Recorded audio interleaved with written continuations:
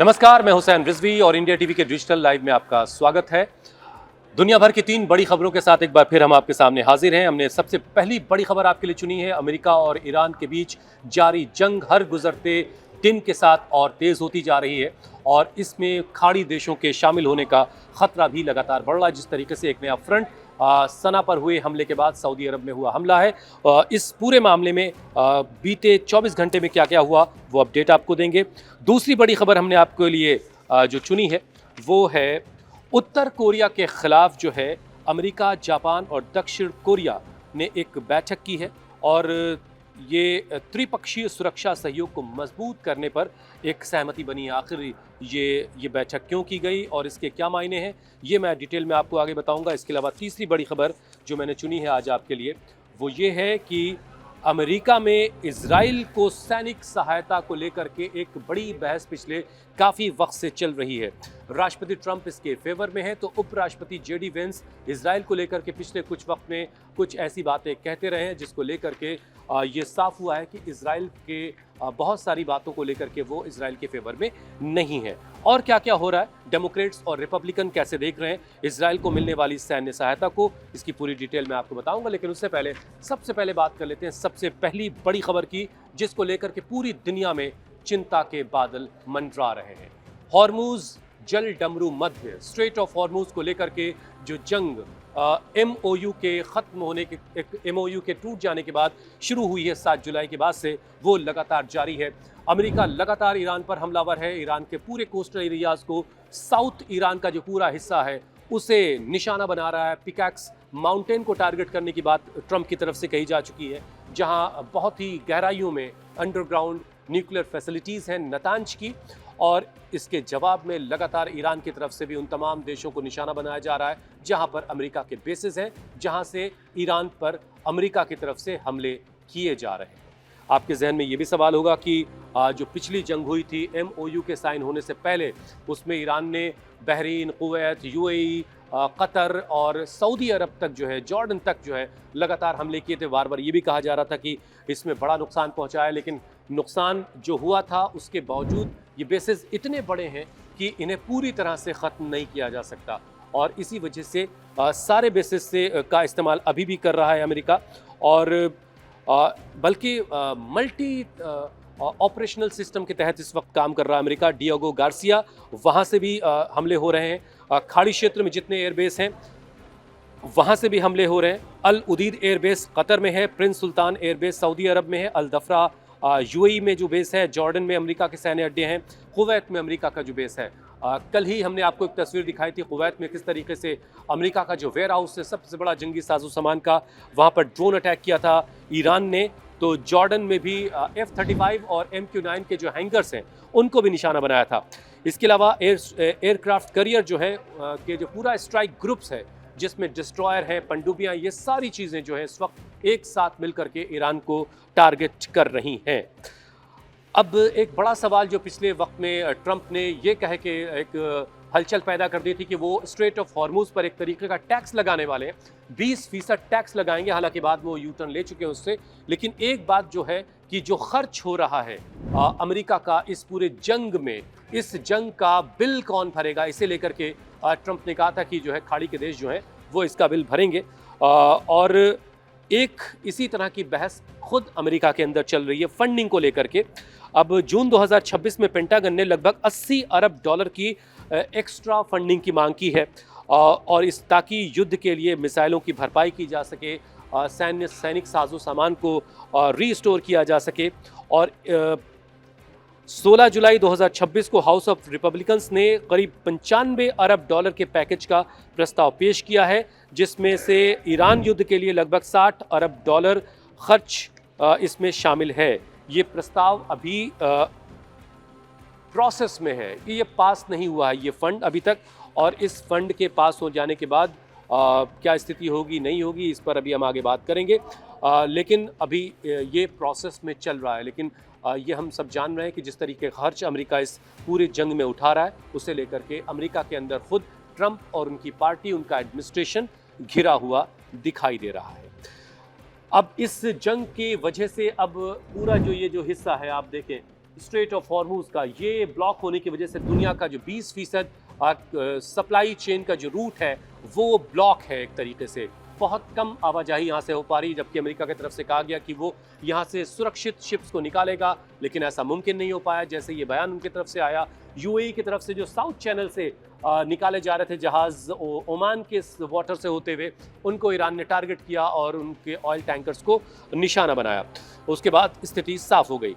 तो जाहिर है यहाँ से जब तेल की सप्लाई दुनिया भर को नहीं हो पा रही है तो कच्चे तेल का जो अंतर्राष्ट्रीय बाजार है वहाँ पर प्रेशर बढ़ रहा है, दबाव बढ़ रहा है और कच्चे तेल की कीमतों में इजाफा हो रहा है। इस वक्त ब्रेंट क्रूड की जो कीमत है वो लगभग 84 से $85 पर बैरल पर जा चुकी है और WTI क्रूड जो है वो करीब $80 पर बैरल पर कारोबार कर रहा है।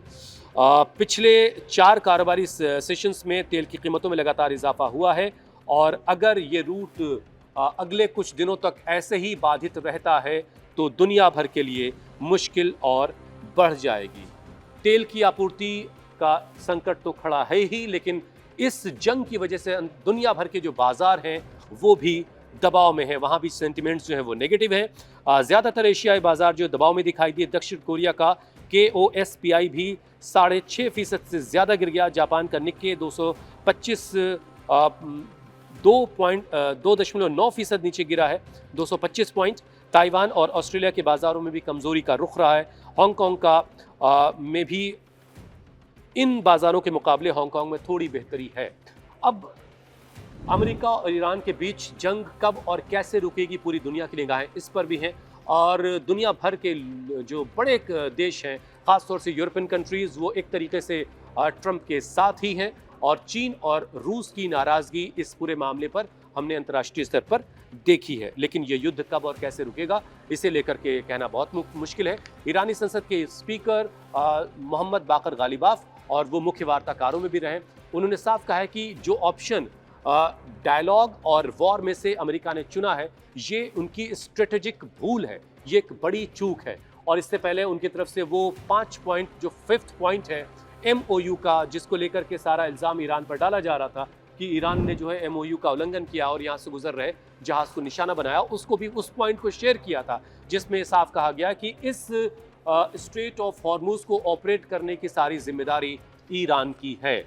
और जब इसी रूट के जो तय रूट था उससे ना निकलते हुए जहाज़ इस रूट से निकाले गए तो ईरान ने उनको टारगेट किया था 7 जुलाई को, जिसके बाद से दोबारा जंग की शुरुआत हुई थी। बहरहाल लगातार ईरान की तरफ से ये कहा जा रहा है कि हमें कोई जल्दबाजी नहीं है, जब तक अमेरिका जो है वो हमले करता रहेगा हम बराबर उनके हमलों का उसी तरीके से ईंट का जवाब पत्थर से देते रहेंगे।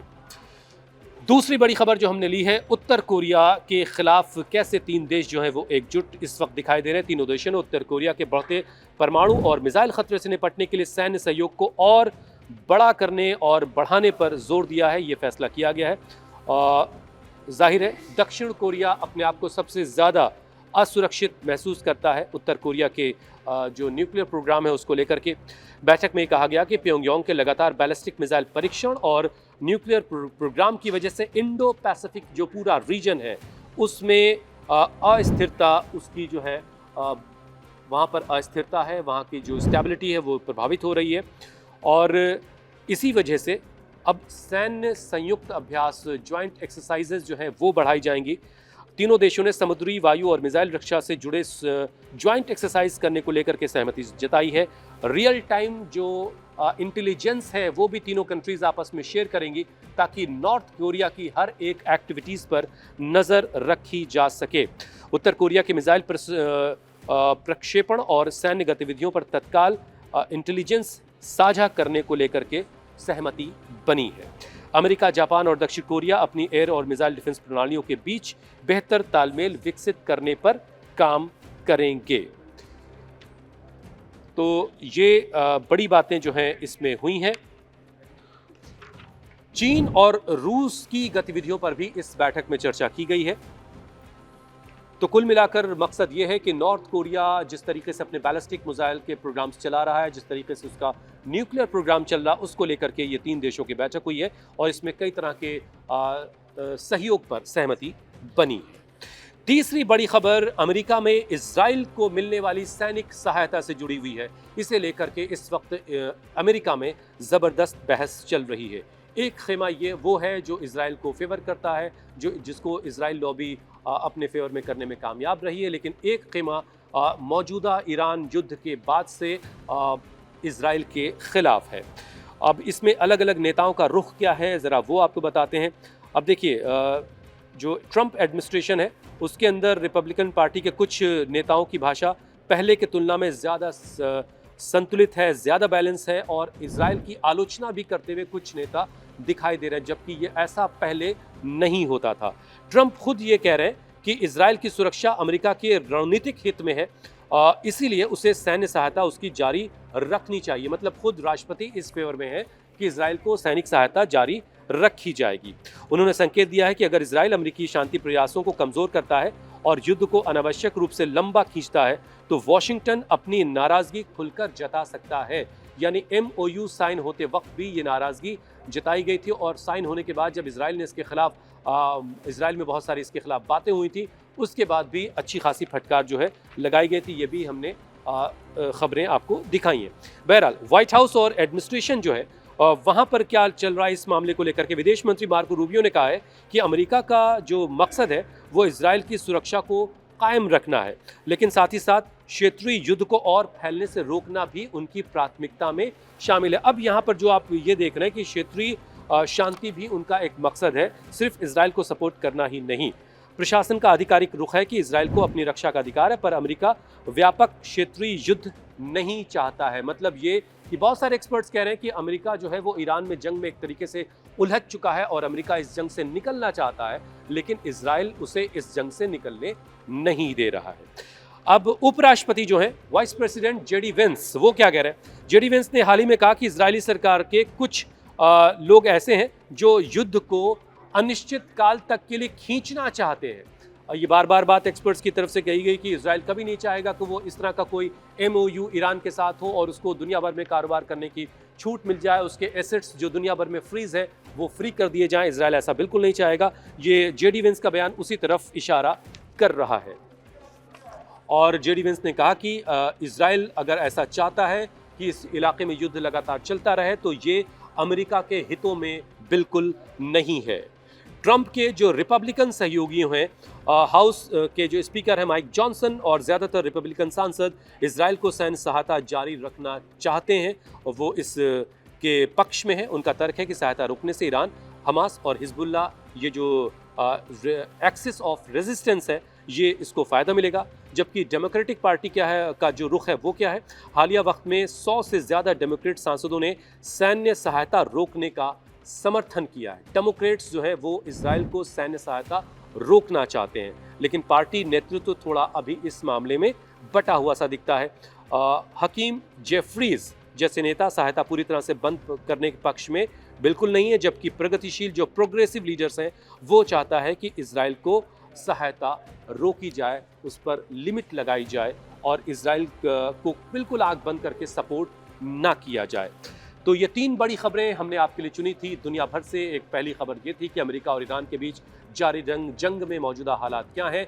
लगातार अमेरिका की तरफ से ईरान पर हमला हो रहा है, तो ईरान भी लगातार अमेरिका के बेसिस को, उनके इंटरेस्ट के एसेट्स को टारगेट कर रहा है, निशाना बना रहा है। एक सवाल इसमें यह भी बार बार पूछा जा रहा है ईरान से कि ओमान और कतर, जो ये 2 देश हैं जो इस वक्त ईरान के फेवर में दिखाई दे रहे थे, उन पर हमले को लेकर के ईरान क्या सोचता है। तो अब्बास अराक्ची जो विदेश मंत्री हैं, उनकी तरफ से कहा गया कि उस तरह के हमलों को करते वक्त बहुत सावधानी बरती गई, इन खास तौर से इन 2 देशों में। और विदेश मंत्रालय के स्तर पर दोनों देशों के नेताओं के बीच बातचीत हुई है और ये क्लियर किया गया है कि ये हमला कतई ओमान और कतर पर नहीं है, बाकी किसी भी खाड़ी देश पर कोई हमला नहीं है। ये हमला सिर्फ अमेरिकन बेसिस पर है, उन जगहों पर है जहां से ईरान को टारगेट किया जा रहा है। दूसरी बड़ी खबर हमने आपने उत्तर कोरिया के खिलाफ जापान, अमेरिका और साउथ कोरिया की हुई बैठक के बारे में बताई। और तीसरी बड़ी खबर थी इजराइल को लेकर के अमेरिका में चल रही बहस, जिसमें अमेरिका की तरफ से जो सैनिक सहायता दी जाती है इजराइल को, उसको लेकर के एक बहस चल रही है। दुनिया से आने वाली और किस तरह की बड़ी खबरों को आप देखना चाहते हैं मुझे ज़रूर बताइएगा। ये वीडियो आपको कैसा लगा ये भी बताइएगा। बहुत बहुत शुक्रिया।